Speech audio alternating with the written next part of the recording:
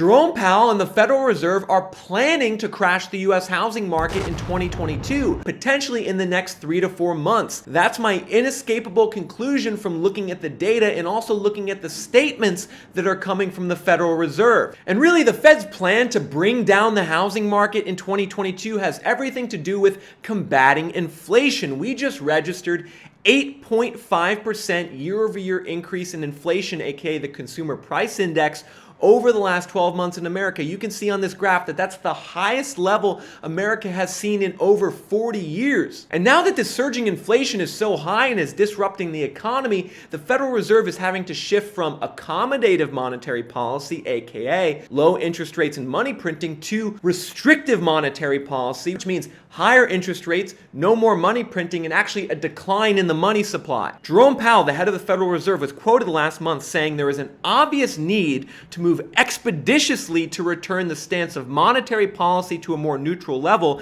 And then here's the key point, folks, and then to move to more restrictive levels if that is what is required to restore price stability. What that means is that over the next several months, the Federal Reserve is going to start harming the economy by tightening monetary policy. And specifically, it's going to start harming the housing market through two main mechanisms. Number one is by increasing short-term interest rates. This is also known as the federal funds rate. We've already seen one short-term interest rate hike in March. We're going to see another big one in May, and potentially by the end of the year, short-term interest rates could be up 2 to 2.5%. But then the second way that not a lot of people think about that the Fed can combat inflation, particularly housing inflation, is by increasing mortgage rates. That's right, everyone. The Federal Reserve and Jerome Powell have a ridiculous amount of control over the mortgage market and subsequently the housing market in America. That's because next to Fannie Mae and Freddie Mac, the Federal Reserve is the largest owner of residential mortgages in America. Starting in 2009, after the last financial crisis and housing crash, the Fed did something it never did before, and that was buy mortgages. It started buying mortgage-backed securities from banks in an effort to support the housing market. And as you can see on this graph, from 2009 to 2014, the Fed ended up buying $1.7 trillion worth of mortgages.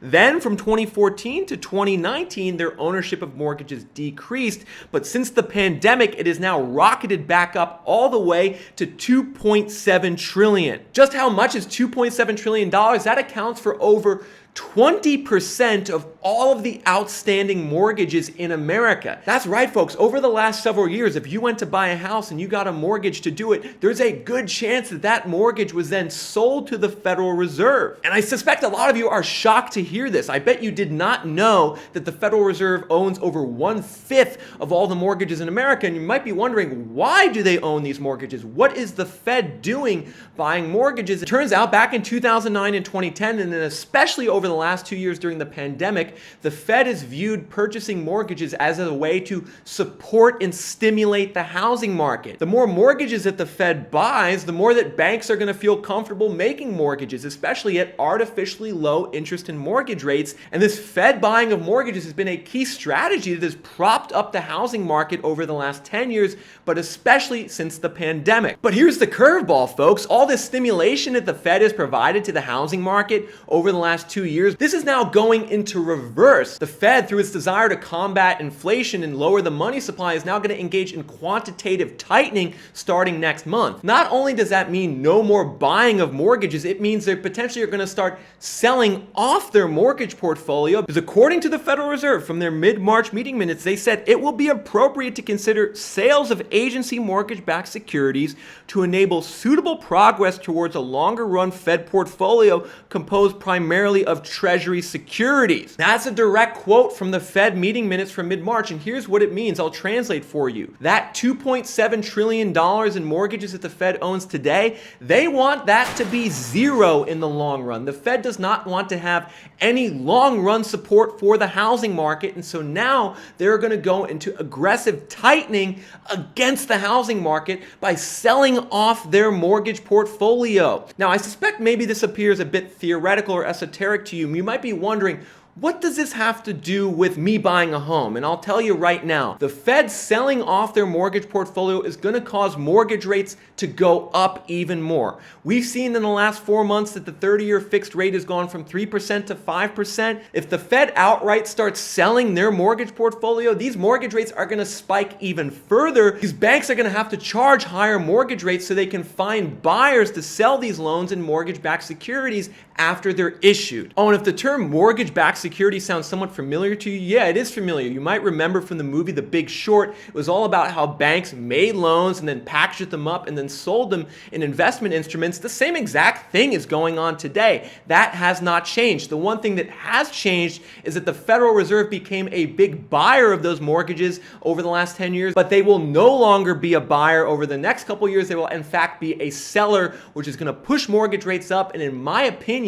crash the U.S. housing market. The way this occurs is that the more mortgage rates go up, the more that home sales will go down because fewer people can afford homes. As home sales go down, that's going to cause inventory on the market to go up, which will eventually cause home prices to go down, especially in certain markets in America, which are very exposed to a housing crash in 2022 and 2023. And so I think so far you guys see how the Fed really has a substantial amount of control over the U.S. housing market, given how many mortgages it owns and how it can really push mortgage rates up if and when it decides to liquidate their mortgage-backed security portfolio. But folks, there's another way that the Fed can bring down the housing market. I touched upon it earlier, and that's through increasing short-term interest rates. We've already seen one interest rate hike in March. We're going to see another rate hike in May. And by the end of the year, we could have short-term interest rates at 2.5%. This is going to be great for you if you want to save money. It means you're actually going to get a return from your bank if you put your money in the savings account. However, higher short-term interest rates are not good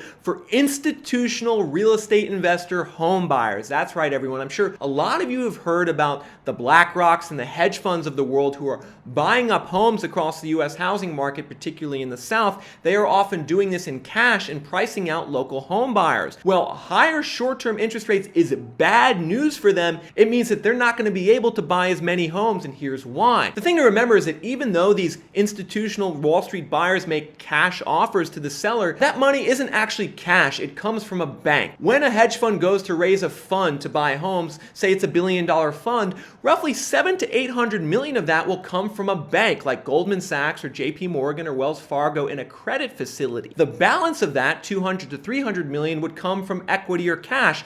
Very similar actually to how a normal person would buy a home. You'd use a certain portion from a bank or a certain portion from your own money. The difference is, in this situation, the bank just gives all of the money to the hedge fund up front and says, here, take the money and go do what you want with it, make cash offers. But there's a problem with this, and that's that the bank credit facility that these hedge funds and Wall Street investors use is adjustable rate. It's a floating rate facility. So right now, maybe it's priced at 2% interest plus the short-term federal funds rate in America, which is nearly zero, so it's a low interest rate. But if by the end of the year, the short-term federal funds rate in America is 2.5%, that means that the cost of capital for these Wall Street buyers is going to surge to over 5% on their bank credit facility, and that means that they're not going to be able to buy as many homes because the investment is not going to be profitable. And so the Fed really has two levers here to bring down the U.S. housing market. First one we talked about was by pushing mortgage rates up through its potential liquidation of its mortgage-backed security portfolio, but the second is through increasing short-term interest rates, which is going to have a big negative impact on investors' ability to buy homes. This combination of factors is going to combine to bring down the U.S. housing market in 2022. But some people still seem to think that the Fed is actually not going to go through with this. I see this in the comment section to my videos a lot. I see certain real estate investors and realtors think, oh, the Fed is not actually going to go through with increasing interest rates and increasing mortgage rates because that's going to harm the housing market and economy too much. And to these people, I would say you aren't paying attention, because let's see what the Fed is actually saying. I'm about to read you a transcript of a speech from Christopher Waller. He's one of the 9 people on the Federal Reserve Board of Governors, who has a vote in determining where interest rates go and what they do with their mortgage portfolio, I want you to take a look at two key quotes from this article from Christopher Waller. The first is related to the housing market's ability to withstand a decline in prices. He says, mortgage borrowers entered the pandemic with stronger balance sheets than in the mid-2000s and are therefore better prepared to handle a drop in home prices than they were in the last housing downturn. Next thing he goes on to say at the end is that as housing costs continue to increase, housing will likely become an ever larger share of household budgets. With housing costs gaining an ever larger weight in the inflation that Americans experience, I will be looking even more closely at real estate to judge the appropriate stance of monetary policy. And so let me just translate this for you, these two things Christopher Waller said. The first thing he said was that households in America, and he also went on to say banks in America, are prepared to handle a decline in home prices. He believes that a decline in home prices in 2022 and 2023 is not going to have the same devastating impact on the financial system and the economic system. But then the second and potentially more important thing he said is that the Fed will be looking more at real estate in the housing market to determine what they should do with monetary policy, aka if home prices are going out of control and rents are going up, the Fed is going to look at those two indicators specifically to dictate the tightening of their monetary policy. And so what that means is that the Fed, rather than just combating inflation more generally, is going to be combating the housing market going forward, and their policy moves like increasing short-term interest rates and doing things to increase mortgage rates will be specifically designed to bring down the US housing market, because in their view, that will bring down inflation. Now, of course, I don't think the Fed is just going to liquidate their entire mortgage-backed security portfolio overnight. In fact, they've said that they want to do it incrementally, so not to completely destabilize the market and cause a crash.